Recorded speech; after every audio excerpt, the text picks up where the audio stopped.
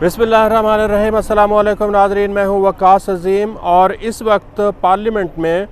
कौमी असम्बली का इजलास सबसे थोड़ी देर बाद शुरू होगा, लेकिन इससे पहले कौमी सलामती कमेटी का इन कैमरा इजलास हुआ है, जिसमें army chief general Syed Asim Munir ने शिरकत की है और DGISI lieutenant general Nadeem Anjum ने भी शिरकत की है। आज पार्लिमानी कौमी सलामती कमेटी का इन कैमरा इजलास बुलाया गया, जिसमें पाकिस्तान के दाखिली और ख़ारजी जो मसाइल हैं उनके ऊपर बातचीत की जा रही है। अरकान कौमी असम्बली इस सिलसिले में अपनी राय का इजहार कर रहे हैं और ख़ास तौर पर पाकिस्तान में होने वाली दहशत गर्दी से मुताल्लिक़ जो अरकान कौमी असम्बली के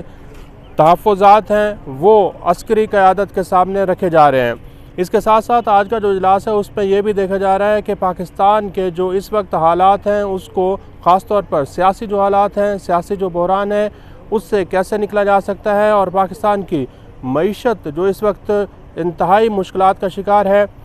उसको आने वाले दिनों में कैसे निकाला जा सकता है।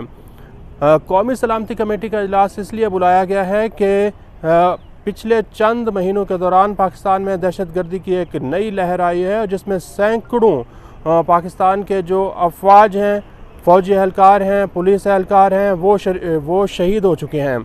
ख़ास तौर पर मार्च और अप्रैल में दहशत गर्दी के जो हमले हैं उसमें शिद्दत आई है और तकरीबन हर रोज़ पाकिस्तान की अफवाज के ऊपर हमले हो रहे हैं और जो कानून नाफिज करने वाले इदारे हैं वो दहशत गर्दी का मुकाबला कर रहे हैं। पिछला जो इजलास था उसमें वज़ीर ख़ारजा बिलावल भुट्टो ज़रदारी ने इस बात का इशारा किया था कि दहशत गर्दी को ख़त्म करने के लिए अस्करी क़यादत ने यह फ़ैसला कर लिया है कि अब दहशत गर्दी के ख़िलाफ़ एक नया ऑपरेशन शुरू किया जाएगा और पार्लियामेंट के सामने जो इस ऑपरेशन की मंजूरी है वो भी रखी जाएगी और ख़ास तौर पर जो हमारे कबायली इलाके हैं और जिन इलाकों को जो फाटा के इलाके थे पहले उनको खैबर पख्तूनख्वा में ज़म किया गया है, वहाँ पर जो दहशत गर्दी की लहर है दोबारा वहाँ पर आई है, उससे मुताल्लिक़ भी पार्लियामेंट को एतमाद में लिया जा रहा है। बहुत सारे ऐसे पार्लियामेंट के अरकान हैं जो ये कह रहे हैं कि खैबर पख्तूनख्वा में दहशत गर्दी इसलिए फैल रही है कि साबका जो हुकूमत थी उसने बहुत सारे ऐसे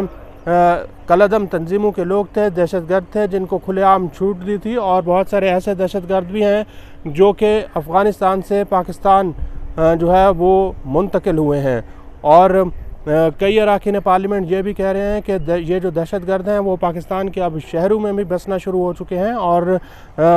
ये खदशा है कि पाकिस्तान में आने वाले दिनों में दहशत गर्दी में मज़ीद इजाफ़ा होगा। तो आज का जो इजलास है इसमें एक तरफ तो अस्करी क़यादत ने दहशत गर्दों को ये वाज़ेह पैगाम दे दिया है कि दहशत गर्दी के ख़िलाफ़ एक ऑपरेशन शुरू किया जाएगा और हर सूरत में दहशत गर्दी का मुकाबला किया जाएगा और इसको ख़त्म किया जाएगा। वज़ीर आज़म शहबाज शरीफ ने भी आज के इजलास में ये कहा है कि खैबर पख्तूनख्वा को साबका हुकूमत के दौरान बहुत सारे ऐसे फंड्स मिले लेकिन दहशत गर्दी जो है वो ख़त्म नहीं हो सकी। लेकिन हकीकत यह है कि दहशत गर्दी सिर्फ़ एक सूबे खैबर पख्तूनख्वा का मसला नहीं है, ये पूरे पाकिस्तान का मसला है। बलूचिस्तान में भी दहशत गर्दी के हमले हो रहे हैं, पंजाब के शहरों में भी दहशत गर्दी के हमले हुए हैं और जो दहशत गर्दी है ये पूरे मुल्क में अब एक कौमी मसला बन चुकी है। इससे लड़ने के लिए जो सिविल और अस्करी क़यादत है वो मिलकर बैठी है। आज का जो इजलास हुआ है इसमें army chief general Asim Munir ने वाज़ेह तौर पर यह कहा है कि जो आईन पाकिस्तान है वो अवाम की राय का मज़हर है। अवाम को ये इख्तियार है कि वो आईन पाकिस्तान के ज़रिए अपने नुमाइंदों को मुंतखब कर सकते हैं और पार्लियामेंट के जो नुमाइंदे हैं उनके ज़रिए जिन इदारों को इख्तियारात मिलते हैं वो उसका इस्तेमाल आइन के ज़रिए ही करेंगे। इंतहाई अहम जो इजलास है वो आज हुआ है कौमी सलामती कमेटी का। अगरचे ये इन कैमरा इजलास था लेकिन इसमें बहुत सारी बातें खुल कर हुई हैं और जो पाकिस्तान की अस्करी क़यादत के साथ साथ सिविल क़यादत है वो भी इसमें शरीक हुई है। यकीनी तौर पर ये जो एक पैगाम दिया गया है कि इस वक्त पाकिस्तान में आइनी बहरान पैदा करने की कोशिश ना की जाए, पाकिस्तान की मईशत को ठीक करने के इक़दाम किए जाएँ, क्योंकि आज ही के रोज़ आप देखें तो सुप्रीम कोर्ट ऑफ पाकिस्तान ने एक फ़ैसला दिया है जिसमें ये कहा गया है कि स्टेट बैंक ऑफ पाकिस्तान का जो कौमी ख़जाना है उससे 21 अरब रुपए बराह रास्त इलेक्शन कमीशन ऑफ पाकिस्तान को जारी कर दे ताकि सूबा पंजाब में इलेक्शन हो सकें। अब पाकिस्तान की तारीख़ में ये एक अनोखे वाक़यात पेश हो रहे हैं। एक तरफ पार्लियामेंट है, एक तरफ सुप्रीम कोर्ट है। पार्लियामेंट एक कानून मंजूर करती है, सुप्रीम कोर्ट ऑफ पाकिस्तान उसको मुअत्तल कर देती है। पार्लियामेंट करारदादें मंजूर करती है, सुप्रीम कोर्ट ऑफ पाकिस्तान उन करारदादों को भी खातर में नहीं लाती और अहकामात जारी कर दिए जाते हैं। तो जो कानून बनाने का इख्तियार है, ऐसा लग रहा है कि उसको छीनने की कोशिश की जा रही है। लेकिन जो आईन पाकिस्तान के तहत सुप्रीम कोर्ट ऑफ पाकिस्तान के इख्तियारात हैं, जजेस ख़ास तौर पर ये समझते हैं कि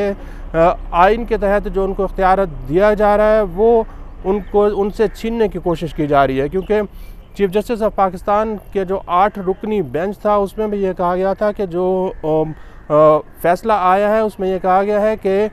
सुप्रीम कोर्ट ऑफ पाकिस्तान के जो कानून हैं, कवानीन हैं, उनमें पार्लियामेंट दखल अंदाज़ी नहीं कर सकती। तो इस वक्त आइनी और जो सियासी बहरान है वो पैदा हो चुका है। लेकिन आज अस्करी क़यादत ने पार्लियामेंट के अंदर आकर एक खामोश पैगाम दिया है और पैगाम यही है कि इस बहरान से बहुत जल्द निकला जाएगा और आइनी और सियासी जो बहरान है ये भी ख़त्म होगा और पाकिस्तान की मईशत को ठीक करने के लिए भी आगे बढ़ा जाएगा। क्योंकि अब IMF के साथ जो प्रोग्राम है वो हतमी मराहल में दाखिल हो चुका है। UAE ने आज $1 अरब के डिपॉज़िट फराहम करने की तस्दीक की है। चीन की जानिब से $1 अरब 30 करोड़ का पाकिस्तान को कर्ज़ मिल चुका है और अब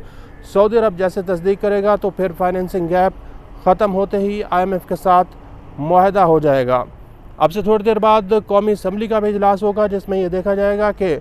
स्टेट बैंक ऑफ पाकिस्तान को जो 21 अरब रुपए के फ़ंड जारी करने का हुक्म जारी किया गया है, इसके ऊपर मज़ीद क्या कानून साजी हो सकती है। आज के लिए इतना ही। इस वीडियो को आप कमेंट सेक्शन में जाकर लाइक कर सकते हैं और अपनी राय का इजहार कर सकते हैं। बहुत बहुत शुक्रिया।